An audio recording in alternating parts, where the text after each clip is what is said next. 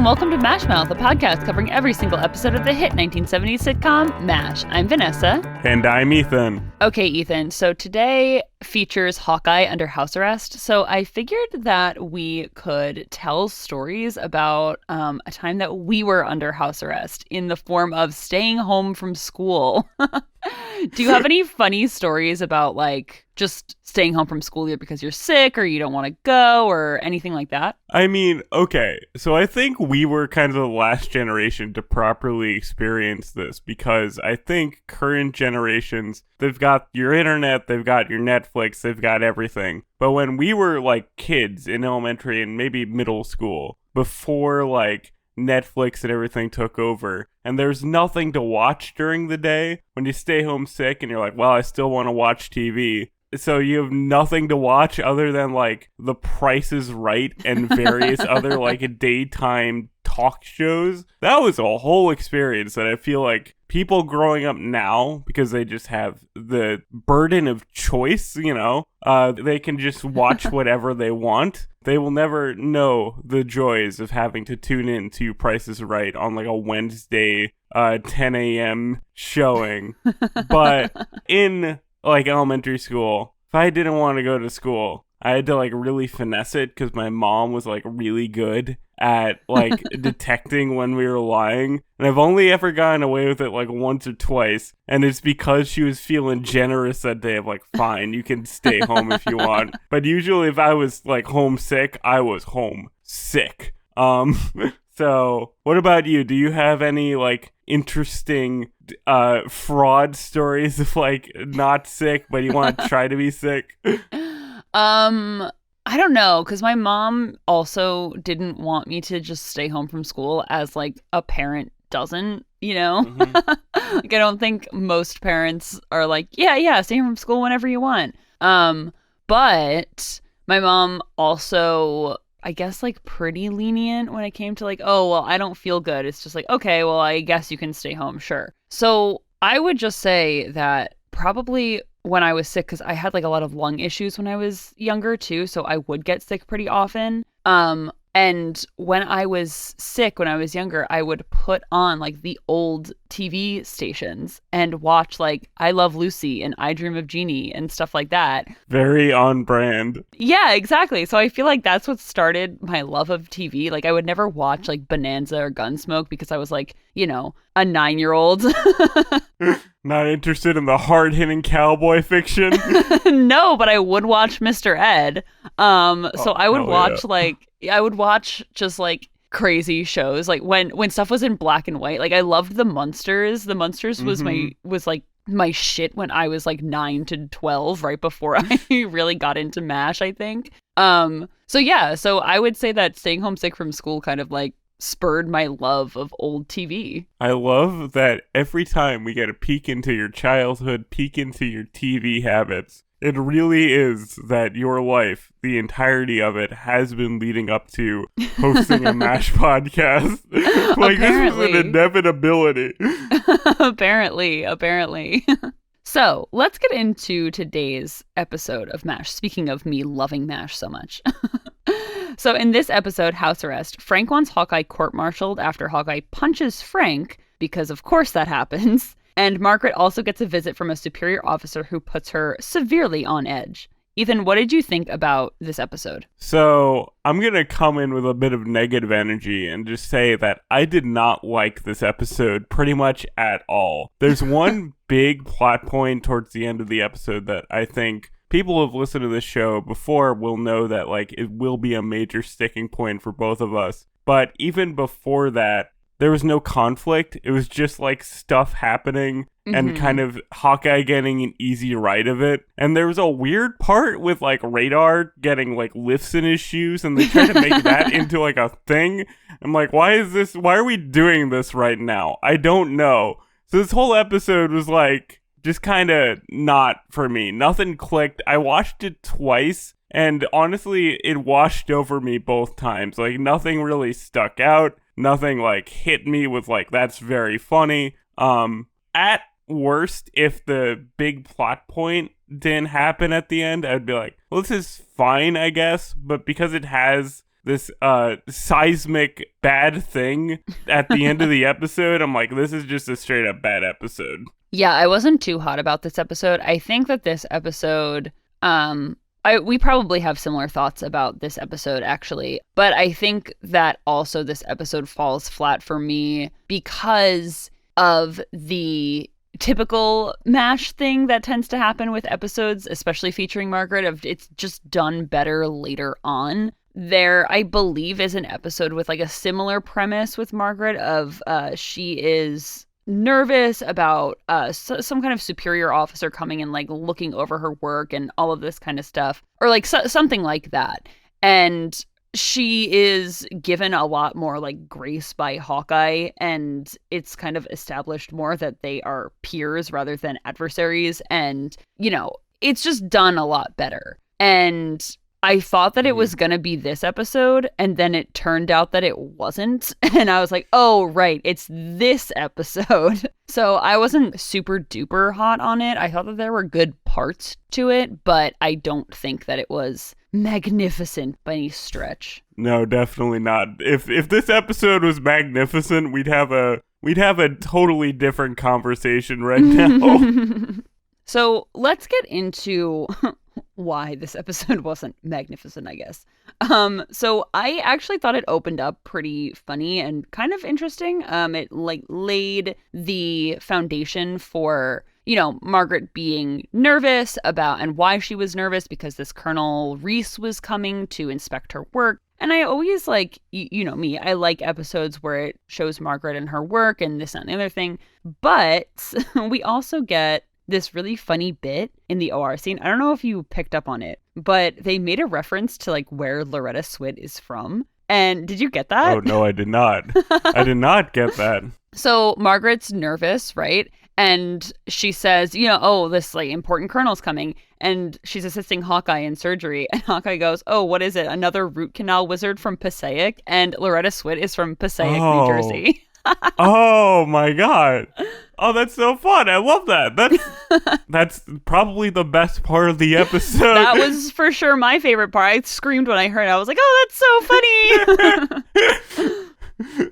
Again, this episode went in one ear and out the other. Like, a lot of the fun stuff I probably missed. Like I said, there were some good parts, but we'll get to those. But in all seriousness, you know that Margaret must be really nervous if she's messing up in surgery, which I thought, again, was laying this groundwork for this episode being interesting and like talking about Margaret's relationship with her work and the army and stuff like that. But that's not really what happened. Too bad this episode wasn't about that. Yeah, I would have much preferred the episode to be about that, but it was interesting to see Margaret being nervous, because you don't really get that from her a lot. Yeah, I like human Margaret, as I always say. I like when she's more of a fleshed out character than the kind of difficult person to be around, and also likes to sleep with upper military men. When she has these more human moments of like fallibility, I do like.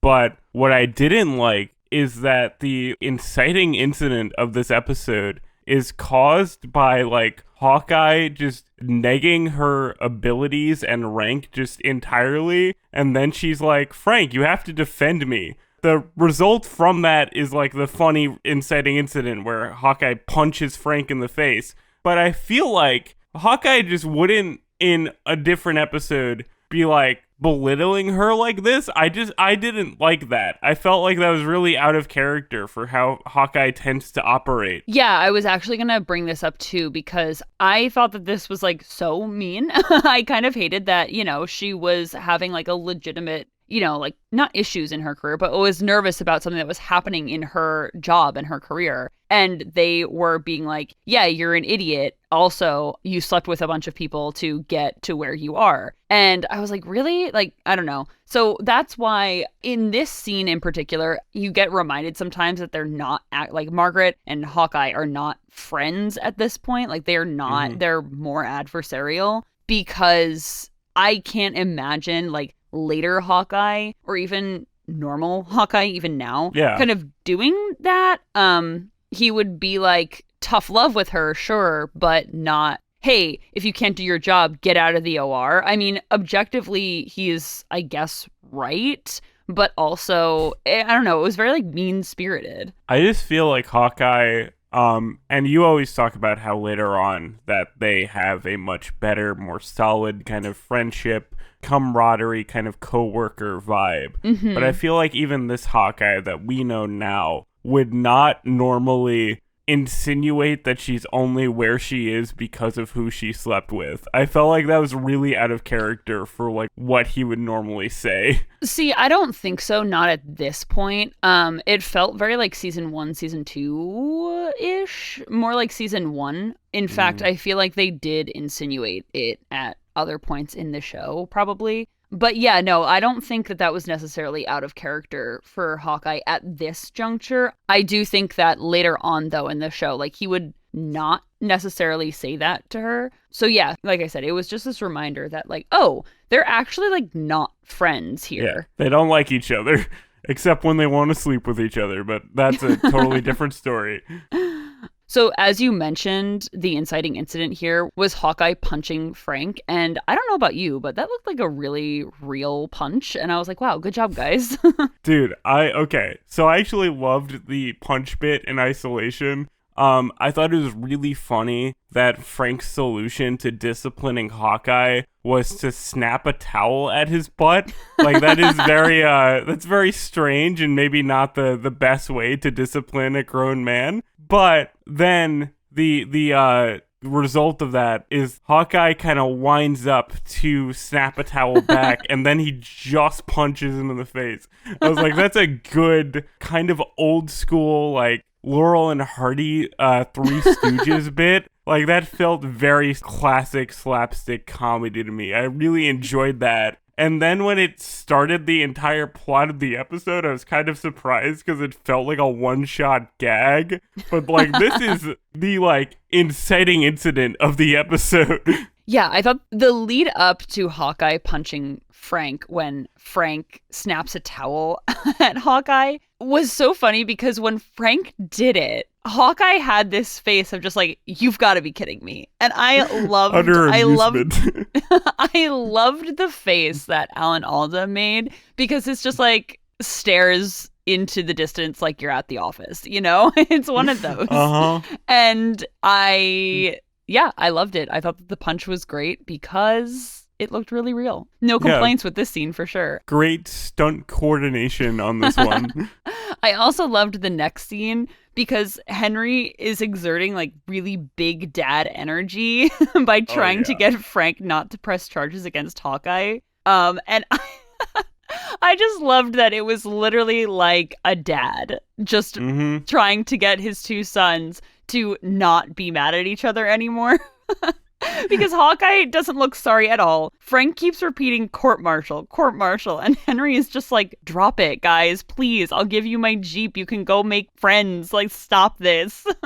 First of all, yes, the dad energy here is great, especially the little line between him and Radar when he's like, oh, I get mad at Radar all the time, and then Radar's like, I know you love me, sir. That is such, like, father-son energy. It was a delight. It really is. And then, you know, this is like peak Henry being like a lazy bum trying not to file any paperwork if he doesn't have to.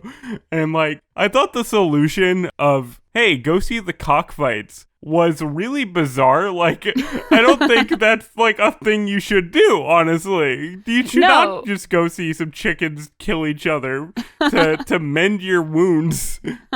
Yeah, that's probably not the best, but I did, like I said, I did think it was really funny that Hawkeye was like, hey, sons, borrow the car and go make up, and please don't make me do all of this paperwork that entails disciplining you. I just don't want to deal with it. He has such dad energy. I love it. Henry is everyone's dad.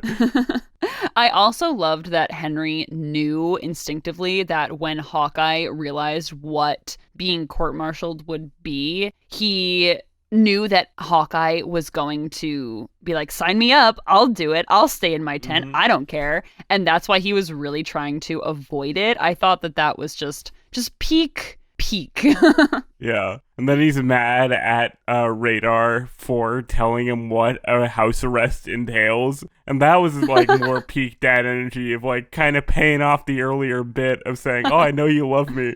But the way he was like just so angry was very dad-like. And so this episode, I am like frustrated at it because the lack of like conflict in it, right? There's nothing kind of happening. It's just kind of Hawkeye skating by. But I do have to say that like him loving house arrest is so on brand and like so funny in a vacuum, you know? It is. I'm just wondering if they had needed Hawkeye, would he be allowed to leave the swamp? Maybe. I don't know. I think the thing here is that Hawkeye under house arrest doesn't have to work. Like, I think that's the thing that he's like excited for, that he doesn't have to go into, you know, the OR for a few days and just like max and relax. Yeah, I guess so. I guess at this point they had enough staff to cover the few casualties that they had. So I guess it makes sense that Hawkeye, you know, would be happy about this because he wouldn't have to go into the OR like you said, but then like pushing his, I guess, responsibilities off onto other doctors would be like, okay, you guys take care of it. I'm going to chill out. That bum. I am just wondering though, if they had like a mass influx of casualties, would Hawkeye be allowed to, you know, jump in? I mean, if we're being real here, if we're being probably completely would be, right? honest. Yeah. Everyone knows that this house arrest is a bit of a sham anyway. And the entire episode, Trapper and Henry are trying to finagle it to get him out of it anyway. So if there was like an actual emergency, he would have gotten out of it. But right now, it's chill enough that he could just relax in his tent for a couple days. Yeah, that's true. That's true. So after this scene in Henry's office, we get the introduction of why Margaret was so nervous in the beginning, and that is Colonel Reese. And Colonel Reese was very interesting to begin with. I kind of really liked her energy to start out because she had almost like a Hawkeye and Trapper vibe, you know? So I like this performance much more than I liked the character. Like, they didn't really give this actress a lot to do that was, like, funny or, like, showed her off in a great way. But this was one of these moments where I'm like, this guest star is, like, a very famous, like, character actress. I know it that, like, this is just someone who bounces around, shows up, always does a great job with whatever she's given, and then pieces out. And, like, nobody remembers her name. It's like that bit in, like, BoJack Horseman with a character actress, Margot Martindale. Like, she's one of those guys, you know? Yes. She did a great job. And I've seen some of her other work before, and I don't know, this like so tracks for certain other things that she's been in. I didn't like what they did with the character, but I loved her performance and her portrayal of this woman. She was very believable too. I know that you haven't met Colonel Potter yet or seen any of his episodes, but she kind of gave a little bit of Colonel Potter energy there in the beginning. Ooh, that's exciting. Yeah, because she was talking to Margaret and just saying how after she meets Frank in Margaret's tent, because to give context, Colonel Reese is staying in Margaret's tent, and then Colonel Reese and Margaret and Frank are all in Margaret's tent, and then Frank leaves, and then Colonel Reese and Margaret are talking, and basically she's like, oh yeah, the quiet ones with the clenched teeth, they really give you a go, and then she just starts whistling and humming to herself. She's like, la la la la la. It's a very, I don't know, it's very Colonel Potter energy for anybody who knows what I'm talking about.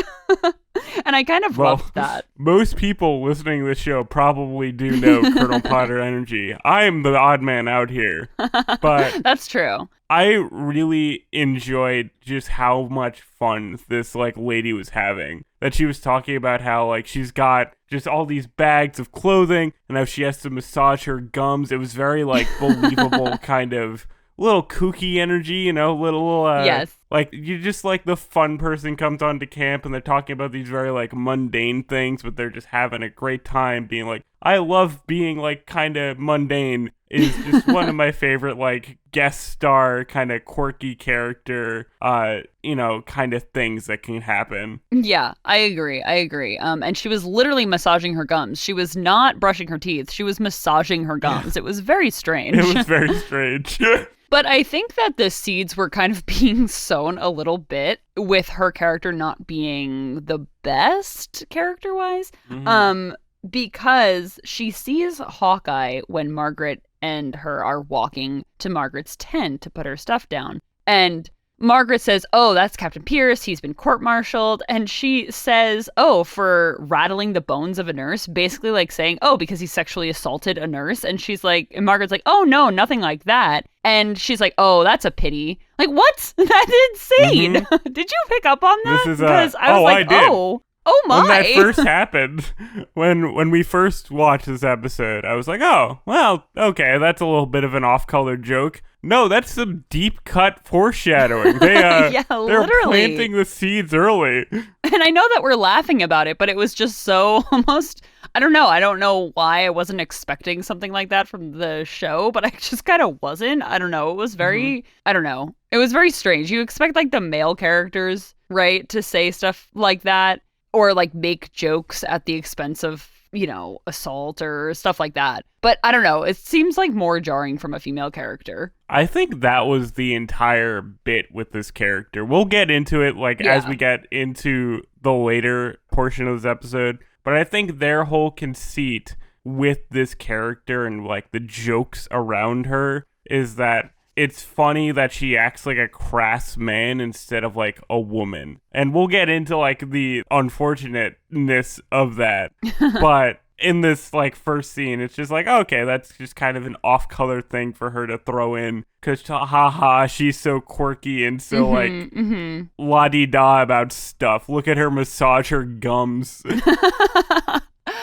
Yes, I agree with you, and I have more to say about that too, but we'll hold off till the end. But I do just want to mention again that I liked seeing Margaret out of her comfort zone because there was a scene where Frank, Colonel Reese, and Margaret were all working a surgery together. And Colonel Reese is kind of directing Margaret of just like, oh, this is how you can improve. You can do this better. If you have your tools assembled like this, then you can more efficiently give the stuff to the doctor, this, that, and the other thing. And Margaret is kind of taking on that, inferior role that she's not usually in because she's usually the one directing her nurses. So I did think it was interesting that she did seem not uncomfortable with it, but just like on edge because she isn't, usually she's at the top of her game and now somebody is coming in and like correcting her and directing her. And so she's not used to that. So I thought that was like a really interesting little thing to throw in there. I wish it had been expanded on in this episode. But I did enjoy seeing it for what we had. If only that was the plot of this episode. Because even that nervous energy, you could kind of give more towards the like end of the scene. This Colonel Reese kind of starts like subtly coming on to Frank. And I honestly like took that as why Margaret was so uncomfortable. Because she like recognized that energy more so than being kind of out of her element. But I do understand what you're saying. But this episode really isn't about Margaret in any way, unfortunately. No, it's very unfortunate. We have more development for Radar's inferiority complex than we do for Margaret's in this episode. Yeah, literally. And so do you want to talk about the Radar piece of this episode? Because I kind of thought that was pretty cute. Yeah, why not? Let's go. So, Radar, I guess, just feeling all the buildup from all the short jokes throughout the entire series, he decides that he's going to get lifts. He has those sent to the camp, and he has Klinger, which I thought this bit was great. He has Klinger hem his pants to be 3 inches longer because he is all in on pretending that he is taller. And this bit was kind of weird, but I did like it in isolation. What did you think of this whole like subplot? I liked it. I know that they probably put it in there to fill space and time, but I thought that it really worked. I thought it was kind of weird for this episode because it had no real rhyme or reason to be specifically in this episode. But I thought it was cute. I liked that he trusted Klinger with his like little secret, and I like that when he was walking, because he wasn't used to like being up on lifts, and not that they're, high heels, but I like that Klinger had him, was kind of directing him on how to walk in more like heighted shoes, I guess. And I thought that was very funny, very cute. Yeah, in isolation, I like this bit. But if this episode is better, this bit wouldn't be here because it would focus on Margaret's inferiority. Like, this felt like, oh, we're kind of 4 minutes short. Let's just give a subplot to Radar to fill out the runtime, when they could have filled out the runtime with more, like, substantial character development for, like, Margaret, or even create any conflict with Hawkeye, really. But I liked how it concluded, and this kind of did come out of nowhere. Like, this felt very at odds with the rest of the episode, but Hawkeye, like, reassuring Radar that, like, his height is fine. I always like Hawkeye kind of in dad mode when it comes to Radar, being like, you're good the way you are. That's always just a good lesson for Radar to learn, and I did enjoy that, even though I think the just placement and kind of execution around the surrounding episode was a little odd. Yeah, I was gonna say, I really liked how Hawkeye just was using kid gloves with Radar, but in a really respectful type of way. He even apologized for making Radar feel insecure about his height with, like, he said, hey, I know that I've joked about your height before, but that was out of line and stuff like that. And I thought that that was really sweet. And he said something that was so true to Radar, too, that was also very touching. He said there are guys who are 10 feet tall and their bodies don't even know it. That was a very classic Hawkeye, like, reassuring line. Yeah, exactly. It was so sweet, and it's so true because, like, you put Radar next to someone like Frank, and there's no comparison.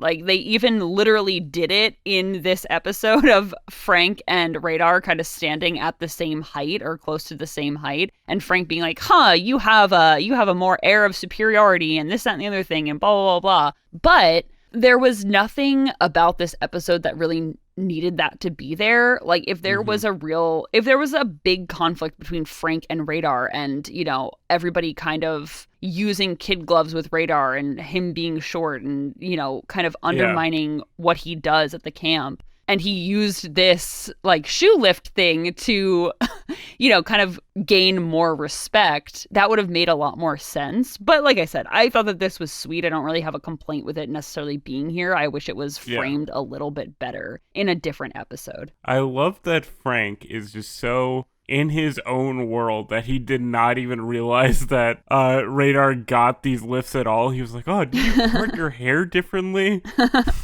Yeah, and he's like, oh no, it's your new glasses. Like, okay, Frank, good job. You did it great, buddy. You did it great, buddy. So, going back in time a little bit, let's talk more about the storyline about Hawkeye's house arrest. Because I like this, again, in isolation, but there was just very little to, like, grab onto with this, because it wasn't even like he didn't want to be under house arrest anymore, or he wasn't doing, like, a scheme to get more house arrest. It was just like, I'm under house arrest, and I'm happy. That's my plot line.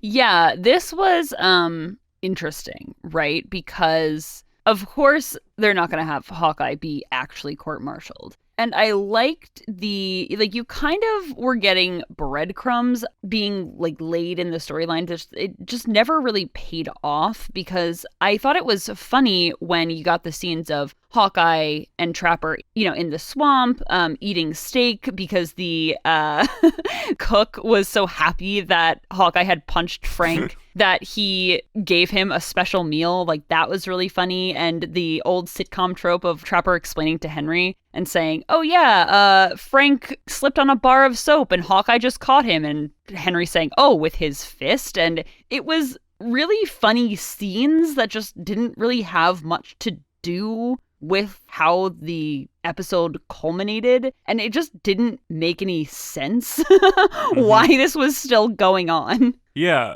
there's so much like stuff in isolation in this episode. It's like a decent skeleton, but there's just a lot of like meat missing from it, really. And I really enjoyed how they like read stuff in this episode, how Trapper like delivered his very artificial, like he slipped on a bar of soap, reading the report, just how they kind of read that so flatly. And then with Klinger like reading the ad for these like lifts that Radar gets, how he's like, ha ha, you like, just the way they deliver all that, it's so good. Like that was probably my favorite part of these scenes of trying to create an alibi for Hawkeye.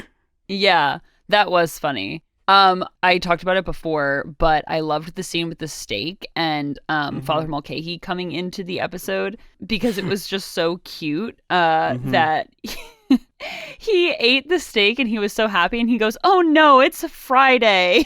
I loved that so much. And then Hawkeye and Trapper being like, no, you're good. Like, it's Friday here, but it's Saturday over, in America, so you're fine.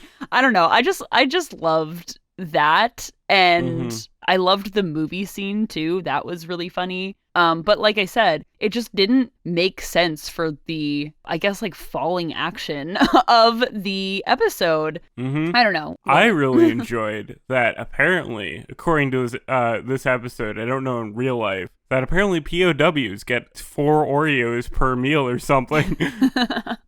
Yes. Okay. So we will talk about what the POWs got in trivia. I found this and it's very funny. Not that prisoners of war are funny or anything like that, but I thought it was really interesting, the food that the Red Cross would give the POWs. And then I love Father Mulcahy, or Hawkeye going to Father Mulcahy, like, that's for a prisoner of war. And then Father Mulcahy's just like, oh, well, under God's eye, every prisoner is the same.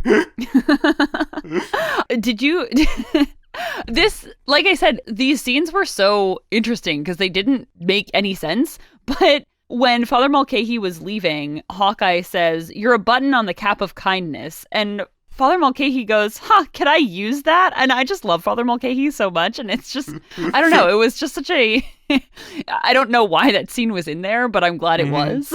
Yeah, good little character interaction. And apparently Mulcahy pulls some strings to get the movie shown in Hawkeye's tent. I didn't know Father Mulcahy had these capabilities. I guess the church really has their power when needed.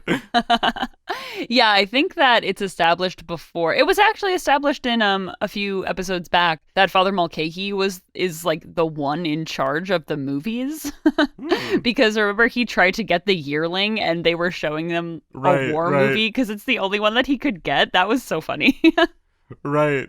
I really like that this season they're like showing movies on the screen like a lot. You could tell that their budget was maybe increased. Like we have explosions, we have movie footage just all around, and it's like real movies. Like this is a Vincent Price, I forget what the actor's name was, but like Hawkeye's got a big crush on her. I enjoyed that a lot. Like again, everything like in isolation, pretty like solid material. Just nothing kind of like connects, or there's no real conflict. It's so strange.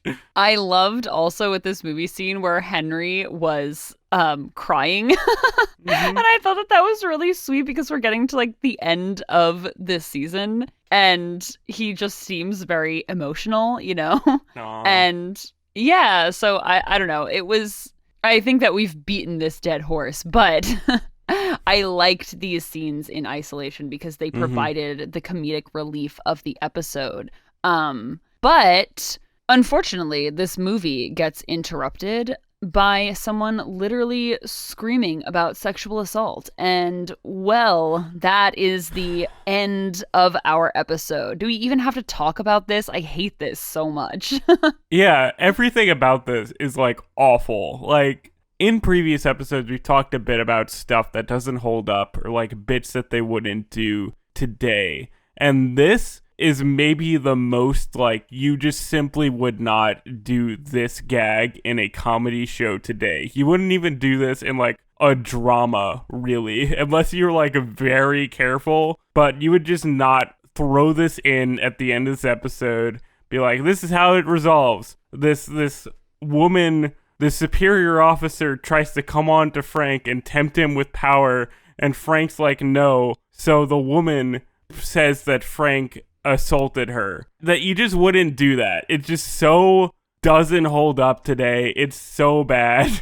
Yeah, I kind of hate, well, no, not kind of. I do hate this. And this shouldn't be a surprise for anybody. I really just don't. I mean, obviously any kind of like withholding promotions or like promising promotions for sex and stuff like that. That's a very, outdated concept, of course. And I really also don't like the flip the script type of thing where, oh yeah, this happens to women all the time. So isn't it funny that it's like this woman is flipping the script and doing it to a man? Ha ha ha. It's just like, maybe we just shouldn't do that to anybody. It's not funny. But yeah, it just like, and the fact that this woman literally was crying rape, like that was just so upsetting. Yes.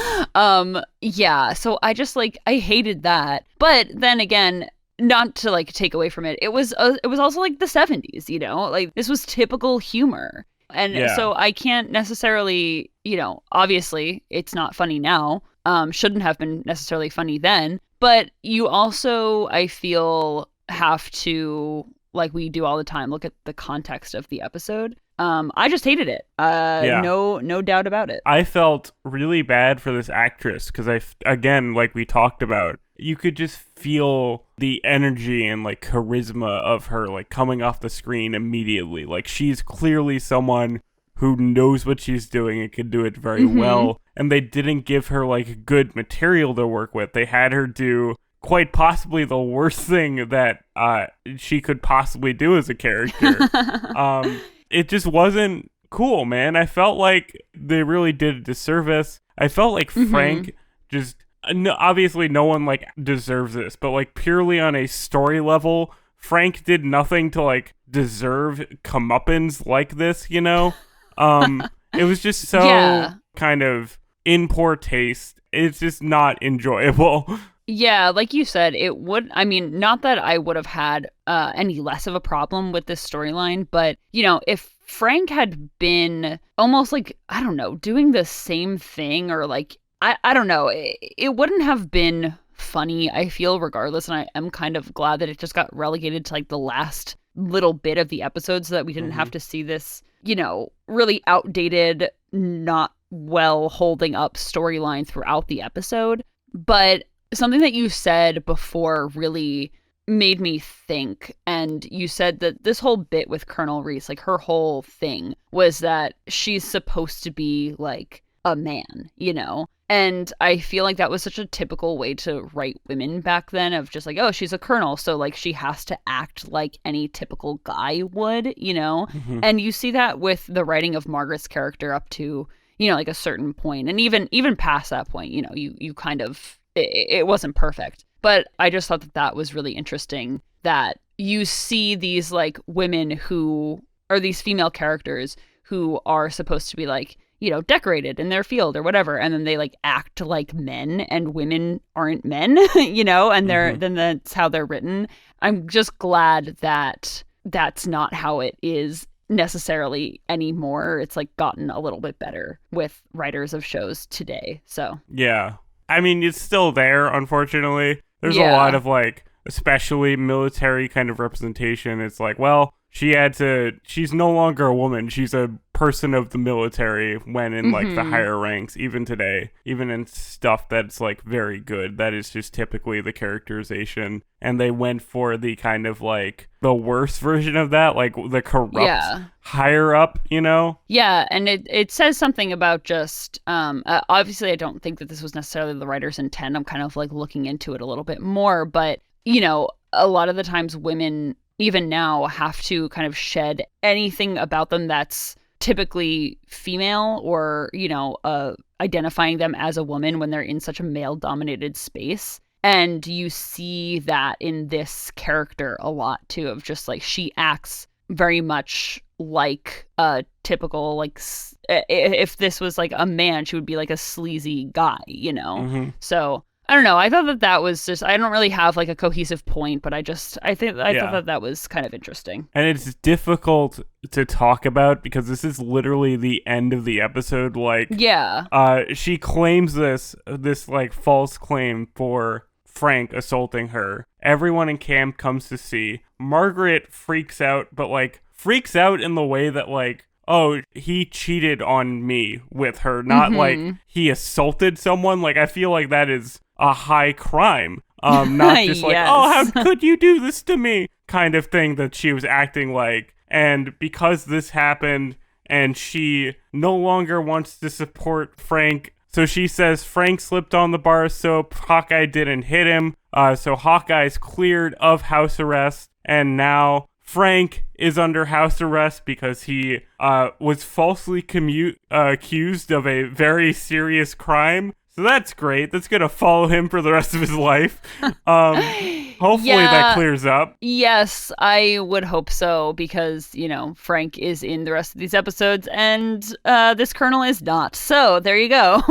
But I think that going from that, I mean, after that was, you know, not fun to really talk about. But I did think that it was funny, this callback of when Hawkeye was under house arrest and Frank said, oh yeah, I'm a free man, I can go into the tent and out of the tent anytime I want, and he like is mocking Hawkeye, and then it's called back in the last bit of the episode where Hawkeye is now like, I'm a free man, in, out, in, out, in, out, and it was just very funny. Yeah, that was a good closing bit. It's just unfortunate that it was surrounded by other things, let's say. I wish there was another like way to get him under house arrest. Like, I wish it just wasn't a false sexual assault charge.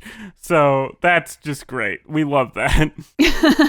I did like how it lightened the mood a little bit, but I agree. I wish that Frank was under better circumstances, but in the same circumstances, still court-martialed technically, but under better circumstances. And I just wish they gave this actress something like genuinely fun to do, because I felt bad, you know? I felt like it was a missed opportunity. I agree. Okay, so going from that, to bring a little bit of light back to the episode, did you have any favorite lines? Gotta always shout out the Klinger associated line when Henry... Hang on. I know. I'm sorry. No. I know the line that you're gonna say, and it's just funny. Oh my god. Okay. Do you mean the line when Klinger comes into Henry's office? I do. So Klinger comes into Henry's office, and he's wearing a house coat, and Henry goes, Klinger, it's 4 p.m. and you're wearing a house coat? Put on a dress. What if somebody comes around? Just delight.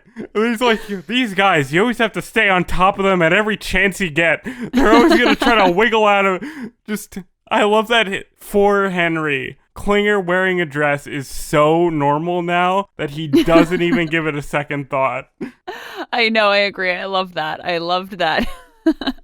Henry is like talking to his daughter or wife, and it's just like, oh my god, what are you doing? Put on a dress. So good. What if other men see you? I really liked the line where Hawkeye walks past Colonel Reese and he goes, a stranger in town, don't talk to me, I'm bad. That was good. Just the delivery of that was great. I also really liked after Hawkeye punches Frank and Trapper and Margaret go and help him up, Frank goes, get your dirty hands off me. And Trapper goes, Frank, I just washed them. No, I thought you were going to say the one where he's like, I think I need a doctor. Is there anyone in camp who isn't mad at me? Aw, poor Frank. No, the answer is no, Frank. I know I didn't really comment on this, but I did love that the chef, as thank you, gave Hawkeye the steak for punching Frank in the face. I thought that was very funny. Apparently nobody likes Frank in the camp, but can you blame anyone? I can't. No, you cannot. So Vanessa, do you have any trivia for us in this episode? I do. Okay, so this is a big one. So I have some trivia about Mary Wickes, who played Colonel Reese. Very cool. Big character actress vibes from this one. I can't wait to see her Yeah. massive career, I assume. Yeah, just wait. You'll be very impressed, I think. So Wickes was born Mary Isabella Wickenhauser in 1910 in St. Louis, Missouri. Both of her parents enjoyed theater and took her to plays from a young age, and she skipped 2 grades and graduated high school at 16. Wickes went to Washington University in St. Louis, where she excelled at school. She was part of the debate team. She was inducted into Phi Mu sorority, the second oldest sorority in the United States, and she graduated with her BA as a double major in English, literature, and political science with honors, being inducted into Mortar Board, a national honor society for college seniors. Basically, what I'm getting at is she was really, really smart. We love political science majors. Let's go. She also planned to pursue a law career, who she is just a woman of my heart at this point. But a professor convinced her to pursue drama instead, so that's why we got this amazing actress. Okay, but what was that conversation like? How do you go to your professor and be like, I want to be a lawyer? And he's like, no, no, no, no, no. You should be an actress. I don't know. Apparently she had a talent that he saw. Wickes made her Broadway debut in The Farmer Takes a Wife in 1934 with Henry Fonda. She was a member of Orson Welles' troupe on his radio drama The Mercury Theater on Air, and she appeared in his film Too Much Johnson in 1938. Wow, so we have a Orson Welles alumni up in here? Yes. That's nuts. Yes. Yes. Oh, I love that. She appeared in films like Now Voyager in 1942 alongside Bette Davis and had a significant part in the Abbott and Costello comedy Whodunit. Wickes appeared in several other movies throughout the 50s and 60s, including On Moonlight Bay, By the Light of Silvery Moon, White Christmas, and The Trouble with Angels. You'll appreciate this one, Ethan. She also served as a live-action reference model for Cruella de Vil in Disney's 101 Dalmatians. What? That's insane. Oh my yeah. God. Isn't that crazy? That's so cool. Yeah, I had no idea. Her television career was also really extensive. She made guest appearances in sitcoms like Dennis the Menace, Alfred Hitchcock Presents, I Love Lucy, and various Lucille Ball spin-offs as well. And Mrs. G Goes to College, and for that one she received an Emmy nomination for Best Supporting Actress. I love back when shows and movies were just like, so-and-so goes here. We need to bring that back. We need to bring back that subgenre. I like that. Some more modern shows she appeared in besides MASH include Columbo, The Love Boat, Murder, She Wrote, Sanford and Son, and Ethan, 3 episodes of Trapper John, MD. Let's go. Like I said, you're not really a MASH alumni unless you're on Trapper John, MD. Yeah, seriously. She had a career resurgence in the 80s and 90s with movies like Postcards from the Edge and Sister Act 1 and 2 and Little Women. Oh my, that is such a full career. I gotta see Postcards from the Edge. That movie seems so cool to me. But all those movies are like iconic in their own right. Yeah. And what's funny is that, remember the British major that we talked about in the last episode? He was also in the Sister Act movies. Oh my God. We're just Yeah. filling out. We got the basketball playing nun, and we're just filling out the Sister Act supporting cast. You'll also appreciate this as well. One of Wickes' last roles was voicing Laverne in Disney's The Hunchback of Notre Dame. And Wickes passed away following a hip surgery at 85 and was reportedly interred next to her parents. Oh, that's very sad. Dying from a hip surgery. I didn't think that was very common. That's unfortunate. Yeah, in my research, it came about that she had fallen and, broke her hip. And after that, she just kind of never recovered, unfortunately. But honestly, this woman had such an amazing, extensive career. I'm just so glad that I got to do this deep dive on her and, have her in this episode of MASH. It was honestly a privilege researching her. Just too bad they did not give her good material. You have an Orson Welles alumni, and you're not doing anything with that. That's a darn shame. I know. But thank you for sharing. But like we said, she was just a joy in this episode. Unfortunately, just the character wasn't great, but yeah, you're welcome. I also have a little bit more trivia. I know that you were interested in the Red Cross POW packages. Yes. So I did some research on that as well. I need to know if they actually got 5 Oreos or whatever they said in this episode. So The package that Father Mulcahy was talking about was called the Red Cross Parcels, and these were packages of food, tobacco, and personal hygiene items sent by the International Association of the Red Cross to prisoners of war. It was true what Father Mulcahy said in the episode, actually. The parcels were arranged in accordance with provisions of the Geneva Convention of 1929. And they were most notably given out during World War I and World War II. And depending on which Red Cross country the parcel was coming from, it contained different items. Like the American Red Cross parcel consisted of slightly different items than the British Red Cross parcel, and so on and so forth, with depending on the country. So I thought that was pretty interesting. Yeah. I always find it interesting that in the past, tobacco was just a common item that like everyone got no matter what. And nowadays, it's like, you would not receive that. Yeah. But I actually also found an American Red Cross parcel from the Korean War that was sold back in 2009, and I want to list you off the items. Please, I need to have that sweet Nabisco product in there. Okay, so it contained a tin with 5 packages of smoking tobacco, 100 vitamin capsules, salt, buttons. It says tread, but I'm wondering if it is a typo and meant to say thread. A needle, a patch cloth, tin chopped pork, a tin of dehydrated corned beef, a 1.5 pound tin of sliced bacon, a tin of instant coffee, a tin of processed American cheese, a tin of salmon, a tin of preserved butter, 3 packages of cigarettes, and in this one it had Old Gold, Chesterfield, and Camels, 2 bars of soap, and 2 packs of playing cards. So you get playing cards and American cheese, but no Oreos. That's a darn shame. Apparently not. Couldn't spring for real cheese. What a shame. Well, it had to be preserved. They were sending it across oceans and whatnot. I suppose. These parcels would be given to each American prisoner of war during the Korean War every month, and modern parcels are still given out, usually in times of natural disaster, war, political upheaval, or other similar events. So I just thought that was pretty cool. Yeah. You never really think about what prisoner of war actually get, so that's very interesting to learn about. Yeah. So Ethan, what was your martini rating for this episode? Okay, so I know we kind of had a good time talking about this and all the little moments that worked for us in isolation, but I have to say watching this episode just was a real slog. So I'm gonna go with my actual watching experience rating rather than my had a good time talking about this with you rating. I'm gonna have to go 1.5. I thought this episode was real bad. Real bad. I did not enjoy it. There was just so much that didn't work. In isolation, everything is fun to talk about, but watching it, I'm this is nothing. This is just a nothing experience with a bad ending. I was gonna give it a 2.0, but I'm still gonna give it a 2 because I don't know. I think it was worse than an average episode, so it's definitely not 2.5, but I wouldn't say it's as bad as a 1.5 just because I liked